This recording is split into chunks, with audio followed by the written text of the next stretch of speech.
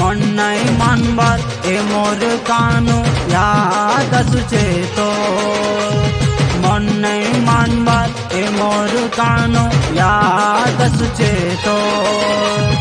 मन दर्द के काटे कोई भी मन नहीं मानबार मन दर्द के काटे कोई भी मन नहीं मानबार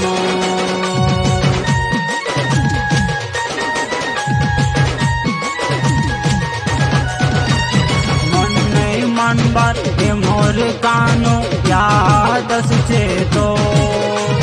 मन नहीं मानबार ए मोर कानू याद आसुचे तो मन दर्द के काटे कोई भी मन नहीं मानबार मन दर्द के काटे कोई भी मन नहीं मानबार कानू तोर याद कानू तोर सपना दिन रात सोचे रे कानू तोर याद दिन रात सोचे रे